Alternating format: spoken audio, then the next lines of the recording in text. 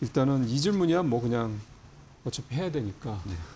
요즘 시장은 팀장님은 어떻게 보세요?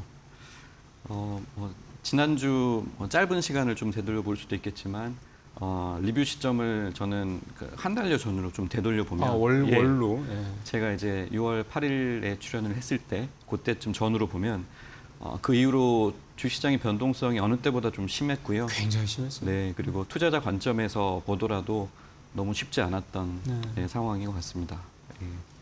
그러니까 뭐 한 달 전을 비교해서 보면 6월 초와 7월 초가 정말 상반된 모습을 예, 보였거든요. 많이 달라요. 예, 미국 고용 지표도 정반대 모습을 보였고 그러면서 이제 미국 국채 10년물 금리가 상승하면서 양국 증시가 이제 급락했던 시기를 거치면서 다시 이제 9,100포인트까지 올랐다가 그리고 지난주 금요일에는 7,400으로 사실 6월에 제가 나왔을 때랑 되돌림입니다. 정확히 7,400포인트. 맞습니다. 네. 이게 참 시장이 이렇게 불과 좀 팀장이 나오신 한 달밖에 안 됐는데 그 사이 이렇게 위아래로 이렇게 튀는 그런 상황이 좀 발생했고 지금 이제 7,400선대 다시 초반까지 조금 더 밀려나 있는 그런 상황입니다. 근데 이거는 시장 얘기고 우리가 네. 주시장을 주로 보긴 하지만 네. 저희가 PB 팀장님들 모시는 이유는 주식만 보려고 하는 게 아니기 때문에 네. 다른 분야들 같은 경우는 지난 한 달 어떻게 좀 상황이 진행돼 왔습니까? 이제 꾸준하게 저희가 봐야 될 시장 지표들이 미국 국채 이제 10년물 금리 예. 그리고 국제 유가 그리고 이제 환율 등인데요. 미국 국채 10년물 금리는 고용 지표가 좋지 않게 나오면서 잠시 4.3%로 오히려 좀 안정이 됐다가 네. 다시 이제 4.5%를 상회하고 있는 중이고 유가는 지난주에 잠깐 노이즈가 있었지만 WTI 기준으로 배럴당 70달러 선을 좀 유지를 하고 있습니다. 예. 그리고 환율도 1,550원을 상회하고 있다가 최근에 1,500원 초반대로 좀 안정된 모습을 보이고 있습니다. 예, 그리고 오늘도 1,500한 2원 정도 하네요. 네, 맞습니다. 하나 더 이제 자산으로 보면 투자 자산으로 보면 이제 금 같은 경우에는 그렇죠. 금도 네, 한번 봐야죠. 금 요즘 어때요?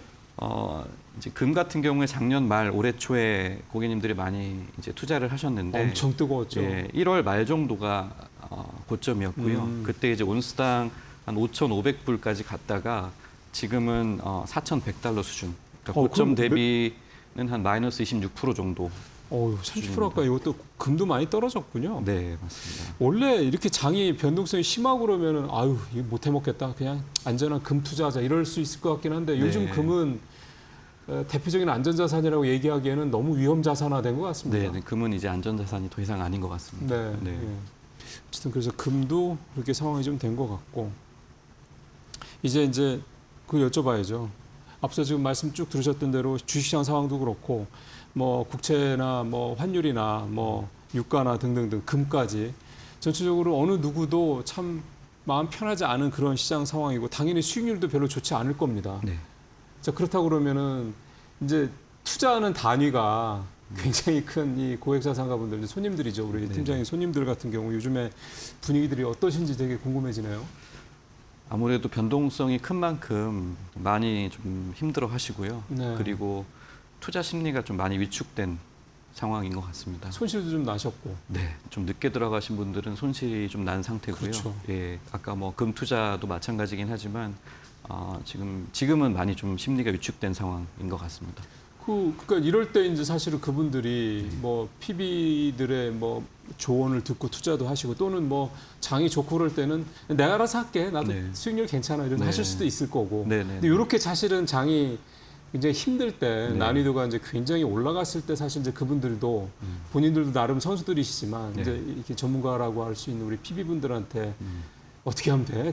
김 팀장 어떻게 하면 돼? 이렇게 네. 물어보시는 분들이 많으실 것 같습니다. 네. 어떻게 그분들 뭐 물어보세요? 이제 물어보시기보다는 제 역할은 지금 아까 이제 많이 위축됐다고 말씀드렸는데 네. 투자한 종목이나 상품이 손실이 나면 쳐다보고 싶어 하질 않으세요. 그렇죠. 네. 사람 심리가 그렇죠. 손실이 난 종목을 다시 안 보시려고 하는 경향이 좀 있는데요. 아무래도 심리적으로 이제 손실에 대한 실망감이 좀 크실 것 같고 그러다 보면 투자에 대한 관심이 아예 멈춰지거나 다른 종목을 좀 보시게 되는 것 같습니다. 그럼 그걸 네. 처분하고 그게 아니라 저는 이제 본인이 투자한 종목을 다시 한번 좀 점검해 보시고 복귀를 하자. 예, 네. 새로운 걸 자꾸 보려고 하시는데요. 오히려 이제 기존에 투자했던 부분들을 다시 한번 점검하고 지금 하락을 좀 평단을 낮추는 예, 좀 그런 기회로 좀 보자. 그렇게 많이 말씀드리고 있습니다. 평단을 낮춘다라는 건 물타기 한다는 얘기입니까? 뭐 물타기라고 표현을 할 수도 있겠지만 저는 고점에서 사신 어떤 상품이나 자산이 있다고 보면 떨어졌을 때 그걸 만회하는 부분에 있어서는 지금 저점에서 좀 매수를 하시는 게 예, 좋다고 보고 있습니다. 근데 이제 그렇게 소위 말해서 이제 뭐 사실 그게 이제 우리 같은 사람들 일반적으로 이제 물타기라고 생각을 하는 건데 하는 건데. 근데 이게 이걸 잘 못하면 네. 정말 이제 손실이 더 커질 수도 있는 방법 중에 하나이기 때문에 네, 네, 네. 아무 종목이나 PB 팀장들이 PB 분들이 물타기를 하라고 하지는 않을 테고 네. 그러면 그분들이 주로 많이 갖고 있었고 특히 아까 좀 전에 보니까 좀 늦게 들어가셨 분들이라고 말씀하시는 거 보니까 아마 반도체 얘기를 하실 것 같은데 네, 네, 네. 그럼 그분들은 뭐 사실 삼성전자 하이닉스는 좀 물타기를 해도 부담이 좀 적죠. 네. 사실 전망이 명확하니까. 네. 그러면 그분들한테 그렇게 실제로 팀장님도 삼성전자 하이닉스 같은 경우는 조금 더 해서 평단을 낮춰라 이렇게 조언을 하신다 이 네. 말씀이신 거고. 그렇게 할 때 가장 중요한 건 저는 기준점이라고 보거든요. 예, 그러니까 어떤 기준이 있어야 이제 제가 매수를 하라고 말씀드리는데 저는 개인적으로 지수가 9,100포인트까지 갔을 때 네. 1차 저점을 한 20% 정도가 빠진 마이너스 7,300선 20%. 정도, 예, 7천? 300에서 400포인트 정도. 딱 지금 수준이네요. 네, 그래서 지난주에 제가 이제 대기 자금이 좀 있으신 분들한테는 제 기준을 말씀을 드리면서 지금 좀 추가 매수를 하시면 어떨까? 예, 그래서 저는 그 부분은 좀 물타기라는 표현이랑은 좀 다른 것 같아요. 제가 어떤 기준을 삼고 있다고 하면 예, 그 기준을 가지고 말씀을 드린다고 하면 거기에 동의하시고 수긍하시는 분들은 매수를 하시고 또 불안하신 분들은 또 본인의 판단을 하셔서 조금 네. 더 기다려보자 이렇게 말씀을 하실 수 있다고 생각합니다. 예. 그러니까 왜 이 물타기라는 단어에 대해서 좀 불편하게 생각하시면 제가 충분히 이해를 합니다. 왜냐하면 사실 우리가 물타기를 할 때 도저히 이제 막 견디지를 못하니까 네, 그러면은 내가 차트 그 HTS 들어가서 볼 때 그 금액이라도 좀 낮춰야지만 수익률이 이게 그 마이너스 숫자가 좀 줄잖아요. 네. 뭐 그래서 그런 부분 사실 그렇게 하시는 분들이 대부분이죠. 그러다 보니까 그렇게 말씀을 하신 것 같고 지금 고객분들 뭐 아마 팀장님 고객분들뿐만이 아니라 다른 이제 팀장님 그 센터에 있는 다른 뭐 팀원들 또는 팀장님들 그분들의 아마 고객들도 다 비슷한 상황이라고 보면 됩니까? 이게 청담동이라는 데가 네. 아무래도 좀 제일 좀 자산가들이 좀 이렇게 좀 금액 센 분들이 많다라고 우리가 네네. 좀 알고 있어서 어떤 네. 것 같으세요? 뭐 금액이 크게 다르진 않고요. 좀 차이가 있다고 하면 투자를 좀 오래 전부터 하신 분들이 아무래도 많다 보니까 생각보다 반도체 주도주 같은 쏠림은 많이 없으세요.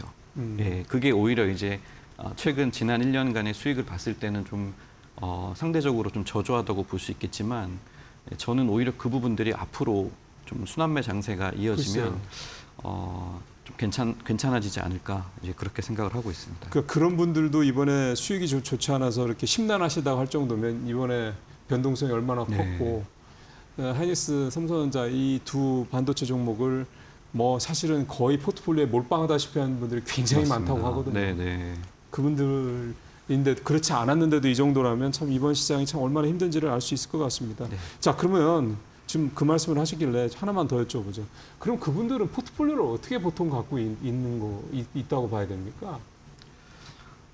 포트폴리오 관점으로 이렇게 갖고 계시다고 좀 표현하기는 좀 어렵지만 생각보다 이제 해외 쪽도 좀 많이 가지고 계시고 주식으로요? 네, 주식도 갖고 계시고요. 그리고 달러를 항상 좀 선호하시는 그렇죠. 달러는 편이고. 항상 갖고 있는 것 같고. 네, 네.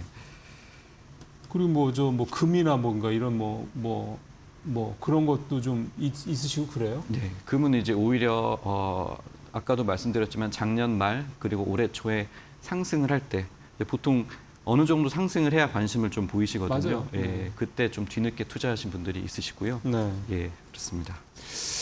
자, 그럼 이제 본격적으로 우리 이제 김성민 팀장님의 이제 생각을 좀 더 들어보도록 하겠습니다. 이건 이제 지금까지는 주로 이제 남의 얘기들이었고 첫 번째 반도체 쏠림이 좀 심각해졌다가 심해졌다가 정말 좀씩 이제 코스닥이라든가 또는 조방원전이라든가 다른 쪽으로 이제 매기가 좀 분산되는 현상이 지난주 중반 정도부터 좀 나타나는 것 같습니다. 네.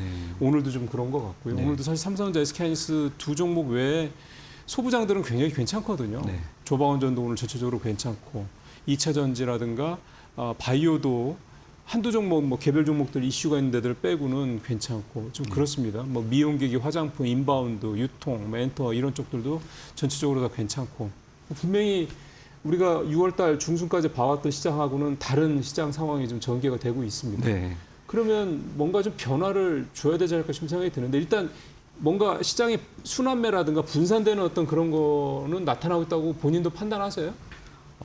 저도 지난주 증시를 보면서 좀 그런 생각을 했고요.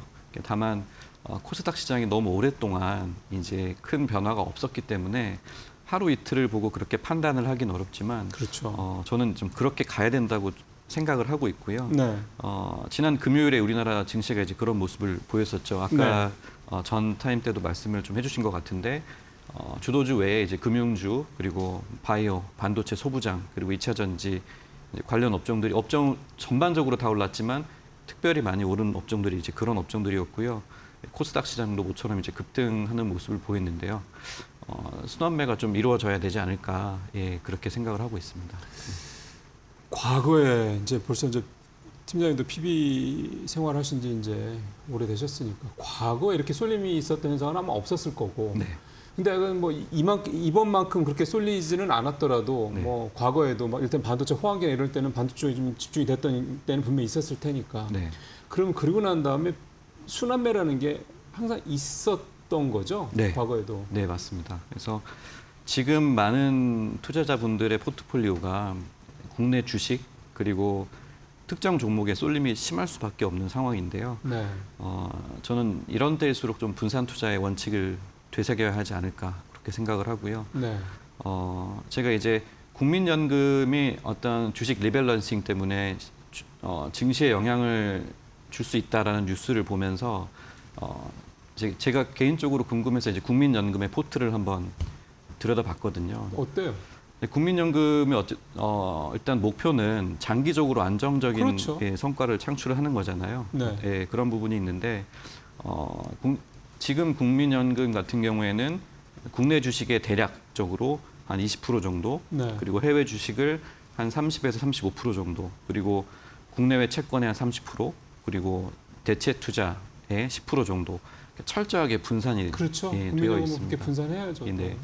국민연금이 사실은 일본 공적연금이랑 그리고 노르웨이 국부펀드 그 다음으로 예, 세계 3대예요. 네. 약 대략 한 1,600조 정도를 네. 운영하고 있는데요. 사실 지금 국내 주식 비중 20%도 최근에 높인 비율이죠. 그리고 실제로 지금 주가가 오르면서 더 많이 올랐을 텐데 이렇게 큰 규모의 자산을 운용하는 기관도 철저하게 분산을 가져가고 있는데요.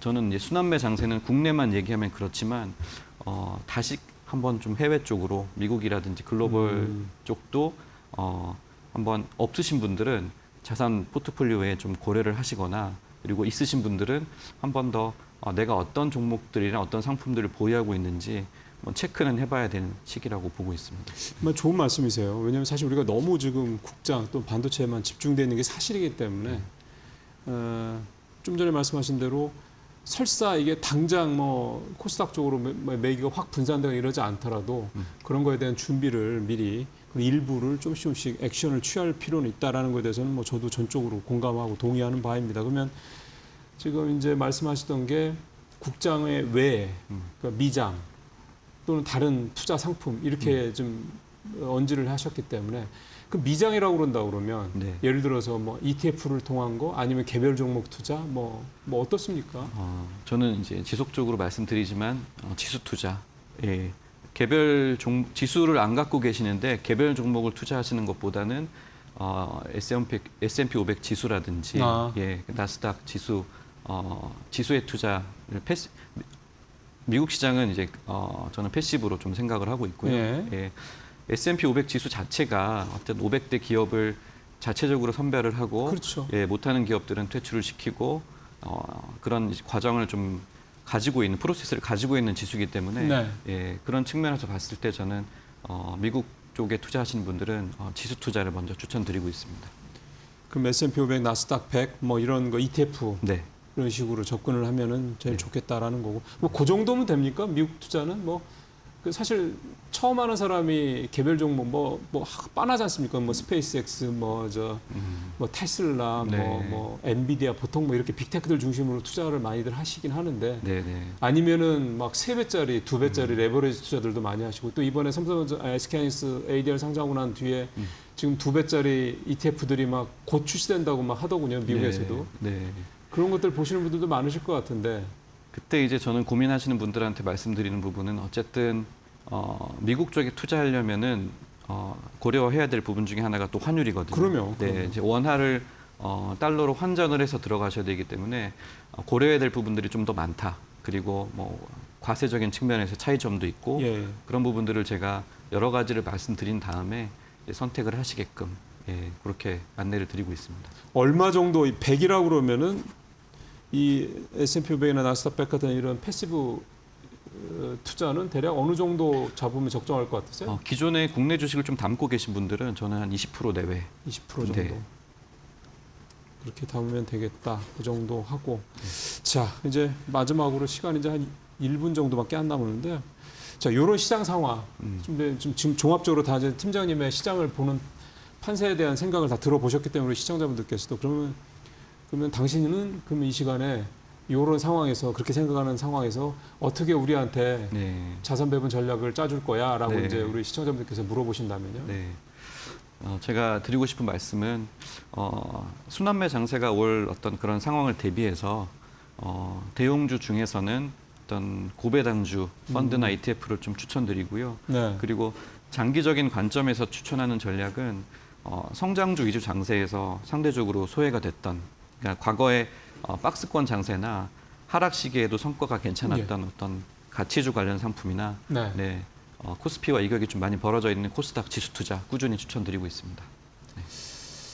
예.